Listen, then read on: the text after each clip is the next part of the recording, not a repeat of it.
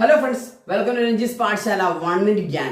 പല ഏജന്റ് സുഹൃത്തുക്കൾക്കും നോളജ് ഉണ്ട്, അവർക്ക് കൃത്യമായ പ്രൊഡക്റ്റ് നോളജ് ഉണ്ട്. അൺഫോർച്ചുനേറ്റ്ലി അവർക്ക് കൃത്യമായിട്ട് പോളിസി കൺവിൻസ് ചെയ്യാൻ പറ്റുന്നില്ല. എന്തുകൊണ്ടാണ്? അപ്പോൾ പലരുടെയും ധാരണ കൃത്യമായിട്ട് പ്രൊഡക്റ്റിനെ കുറിച്ച് അറിഞ്ഞാൽ എനിക്ക് കൃത്യമായിട്ട് പോളിസി കിട്ടുന്നതാണ്. അങ്ങനെ ഒരു സിനാരി ഇല്ല. അതിനർത്ഥം നോളജ് മാത്രം പോരാ. നമുക്ക് ഏറ്റവും ഇമ്പോർട്ടൻ്റ് ആയി വേണ്ട കാര്യമാണ് പ്രസന്റേഷൻ സ്കില്ല് വളരെ ഇമ്പോർട്ടൻ്റ് ആണ്. നമ്മളെ ഏജന്റ് സുഹൃത്തുക്കളിൽ പലരും കൃത്യമായിട്ട് പ്രൊഡക്റ്റിനെ കുറിച്ച് അറിയാം. നിങ്ങൾ മനസ്സിലാക്കിയത് ഫീച്ചേഴ്സ് ആണ്.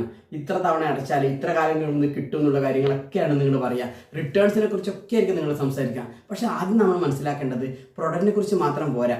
നമുക്ക് കൃത്യമായിട്ട് നമ്മൾ ഏതൊരാളുടെ മുന്നിലാണ് ഈ പ്രൊഡക്റ്റ് പ്രസന്റ് ചെയ്യുന്നത് അവരെ കുറിച്ച് മനസ്സിലാക്കണം. അവരുടെ കൃത്യമായിട്ട് നീഡ് അനാലിസിസ് ചെയ്യണം. അവരുടെ ഗോൾ നമ്മൾ കൃത്യമായിട്ട് മനസ്സിലാക്കുക. അത് കൃത്യമായിട്ട് ഗോൾ സെറ്റ് ചെയ്ത് കൊടുക്കുക.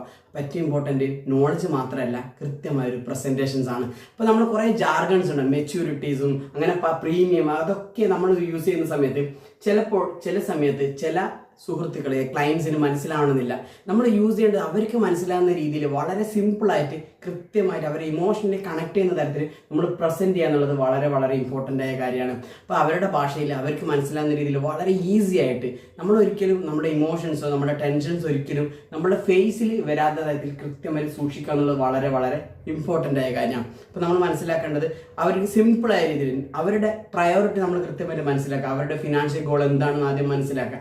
അതിലേക്ക് എങ്ങനെയാണ് ഞാൻ നിങ്ങളെ ഈ ഒരു പ്രൊഡക്റ്റിലൂടെ എത്തിക്കുക എന്നുള്ള കാര്യം കൃത്യമായിട്ട് നിങ്ങൾ വരച്ച് കാണിക്കുക എന്നുള്ളത്. ഒന്നുകിൽ അവരുടെ ഗോൾ ചിലപ്പോൾ ചൈൽഡ് എഡ്യൂക്കേഷൻ ആയിരിക്കും, റിട്ടയർമെന്റ് ആയിരിക്കും, വെൽത്ത് ക്രിയേഷൻ, അതൊക്കെ കൃത്യമായി ആ ഒരു ഡിസ്കഷൻസിൽ നിങ്ങൾ വരുത്തണം. അതല്ലാതെ പെട്ടെന്ന് അവർക്ക് മനസ്സിലാകാത്ത കാര്യങ്ങളൊക്കെ നമുക്കറിയാവുന്നത് കൊണ്ട് മാത്രം അവരെ മുന്നിൽ പ്രസന്റ് ചെയ്യാൻ സാധിക്കരുത്. അങ്ങനെ ചെയ്യാനും പാടില്ല.